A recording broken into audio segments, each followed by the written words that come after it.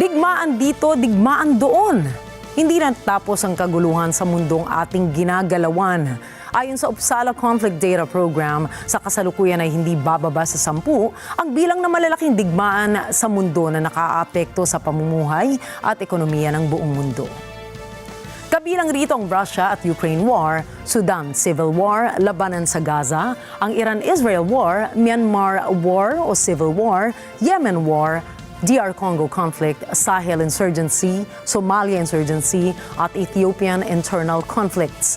Ang mga digmaang ito ay sinusubaybayan ng real-time gamit ang live intelligence data, interactive maps at pagsusuri sa epekto nito sa merkado. Pinakamalala sa mga kaguluhang ito ay ang Russia-Ukraine War na nasa kalahating milyon katao na ang mga casualties. Sumunod ang civil war sa Sudan kung saan 150,000 individuals na ang namamatay habang 10 milyon katao naman ang nawalan na ng tirahan. Nasa listahan din ang conflict sa Gaza na nagsimula noong October 2023 pero nasa 40,000 individuals na ang nawalan o nakitla ng buhay.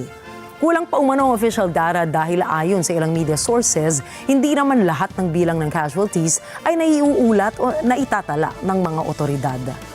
Pinakabago sa listahan ng Top Active War and Armed Conflict 2026 ay ang digmaan ng puwersa ng Estados Unidos at Israel kontra Iran. Kung susumahin, batay pa rin sa datos ng Uppsala Conflict Data Program, may humigit kumulang na 56 na armed conflicts na nangyayari sa iba't ibang bahagi ng mundo sa kasalukuyan. Ngunit sa bawat deklarasyon ng giyera, mga pag-atake at mga nagbabagsakang missile sa rehiyon, may mga war at geopolitics experts na nagsasabing proxy war ang ilan sa mga digmaang nangyayari sa kasalukuyan.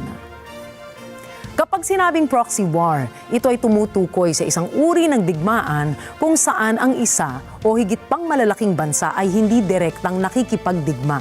Sa halip, nakikialam o sinusuportahan nila ang mga bansa o grupong nasa labanan upang ipaglaban ang kanilang interes nang hindi sila mismo ang lumalaban. Ipinakikita nila ang suporta sa pamamagitan ng pagbibigay ng pondo, armas o mga supply para palakasin ang depensa ng sinusuportahang bansa. Naging laganap ang ganitong uri ng digmaan noong panahon ng Cold War sa pagitan ng Estados Unidos at Soviet Union mula 1947 hanggang 1995. Mula sa pagiging key powers ng Allied Forces noong World War II, naging magkalaban ang Estados Unidos at Soviet Union dahil sa magkaibang ideolohiya. Ang Estados Unidos ay demokratikong bansa o bansang may eleksyon at kalayaan, habang ang Soviet Union naman ay komunista kung saan kontrolado ng gobyerno ang ekonomiya at kapangyarihan sa politika.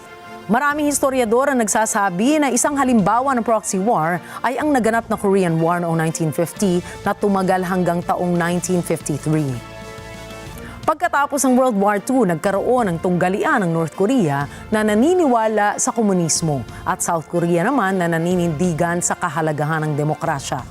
Upang hindi tuluyang masakop ng Seoul ang Pyongyang, tinulungan ng Soviet Union at China ang North Korea bilang kapwa-komunistang mga bansa sa laban nito sa South Korea. Sinuportahan naman ng Estados Unidos ang South Korea sa ilalim ng containment policy na may layuning pigilan ang pagkalat ng komunismo sa Korean Peninsula. Nagbigay sila ng pondo, tulong pang-ekonomiya at nagpadala ng mga sundalo. Sa kabilang panig, tumulong ang Soviet Union at China sa North Korea sa pamamagitan ng pagtatatag ng komunistang pamahalaan at pagpapalakas ng militar nito.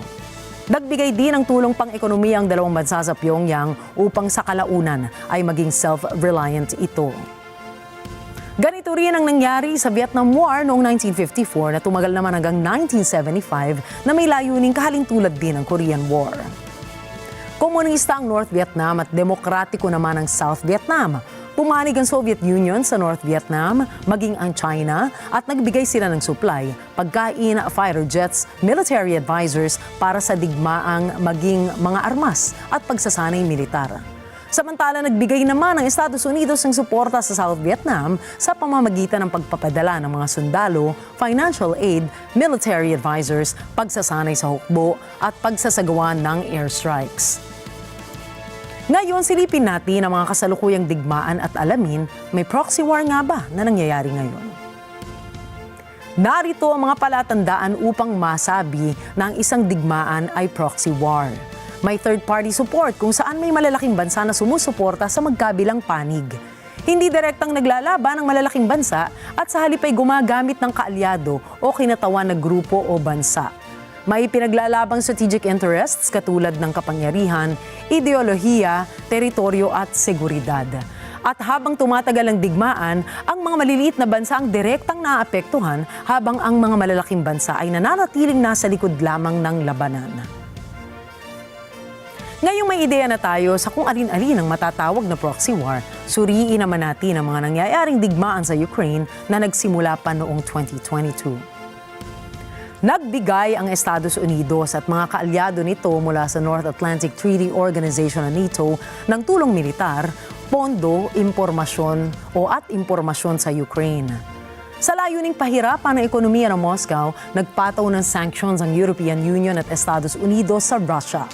Sa talumpati ng kanilang mga lider, ginawaan nila ito upang ipagtanggol ang soberanya ng Ukraine, pigilan ang paglawak ng impluwensya ng Russia sa Europa at mapanatili ang lakas ng kanilang alyansa.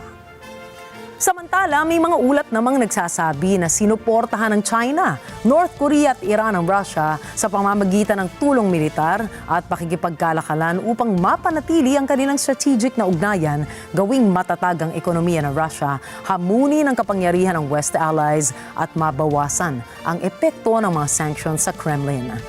Dahil may mga bansang sumusuporta sa magkabilang panig ng hindi direktang nakikipagtunggali, itinuturing ng maraming analyst na ang digmaang Russia-Ukraine ay isang proxy war. Isa pang mahalagang halimbawa ang digmaan sa pagitan ng Israel at Iran. Ang alitang ito ay nagsimula matapos ang 1979 Iranian Revolution nang maging anti-US at anti-Israel ang bagong pamahalaan ng Iran dulot ng magkaibang ideolohiya at pag-aagawan sa impluwensya at seguridad sa Middle East.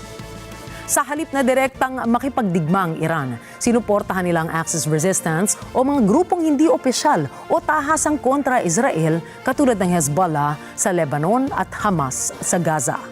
Layunin umano ng Tehran na palawakin ang kanilang impluwensya sa Middle East at labanan ng Israel ng hindi direktang nasasangkot. Sinuportahan naman ng Estados Unidos ang Israel maging ng ibang Western countries kagaya ng France, United Kingdom at Germany upang mapanatili ang seguridad, pigilan ang paglawak ng impluwensya ng Iran at maprotektahan ang kanilang interes sa rehiyon.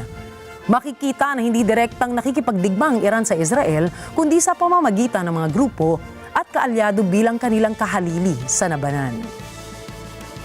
Isa pang malinaw na proxy war ay ang Yemen Civil War na nagsimula pa noong 2014 at aktibo pa rin hanggang sa kasalukuyan. Ayon sa kasaysayan, nag-ugat ito sa galit ng rebelding Houthi sa gobyernong kinikilala ng Yemen na nakabase sa Aden habang gusto nilang sakupin din ang bansa. Sinuportahan sila ng Iran sa pamamagitan ng pagkakaloob ng armas, pondo at estratehiya. Samantala, sinuportahan naman ng Saudi Arabia at United Arab Emirates ang gobyerno sa Aden sa pamamagitan din ng pagkakaloob ng armas, operasyong militar at tulong pinansyal. Dahil sa ganitong setup, hindi direktang nakikipaglaban ang Iran sa Saudi Arabia. Sa halip, ginagamit nila ang kanilang kaalyado bilang proxy para ipaglaban ang kanilang interes sa rehiyon. Ngayon, balikan naman natin ang tanong, maituturing ba na proxy war o kasalukuyang digmaan ng US at Israel kontra Iran? Ang sagot, oo, dahil ayon sa mga eksperto sa geopolitics at digmaan na ipairal ang lahat ng nasa checklist ng proxy war conditions. Dahil kung susuriin nila, naroon ang mga sumusunod na palatandaan. May mga malalaking bansang sumusuporta sa magkabilang panig. Hindi man direktang inanunsyo ng Russia, China at North Korea na panig sila sa Tehran, tahasan namang kinundena ng mga bansang ito ang pag-atake ng Washington at Tel Aviv sa Tehran. May mga ulat ding lumabas na galing umano ang mga supply ng armas at drones ng Iran mula sa Moscow at Beijing. Hindi man direktang humaharap sa digmaan ng Russia at China, pero dahil sa may mas malalim na pinaglalabanan at iyan ay ang kapangyarihan, impluwensya, teritoryo, seguridad at langis, isinasangkot ng dalawang major powers na ito ang kanilang mga sarili upang ipaglaban at bantayan ang kanilang interes. Base sa mga nakaraang ulat, malayang nakadadaan sa Strait of Hormuz ang oil tankers ng China, pati ang mga kaanib nitong bansa. Kaya naman, konklusyon ng mga analysts, may proxy war na nangyayari ngayon sa pagitan ng Estados Unidos, Israel laban sa Russia at China. Kaya naman ang mas tamang itanong, hindi lang may proxy war nga ba, kundi gaano kalaki ang papel ng mga nakatagong kapangyarihan sa likod ng bawat pagsabog. Dahil sa modernong panahon, ang digmaan ay hindi na lamang laban ng mga bansa. Kadalasan ito ay labanan ng mga kapangyarihang hindi natin agad nakikita. At habang naglalaban ang mga nasa harap, habang sila ang may pasan ng dalahin at sumasalo ng mga dagok ng bawat pag-atake, ang kapangyarihang nasa likod, sila ang talagang umaani ng panalo.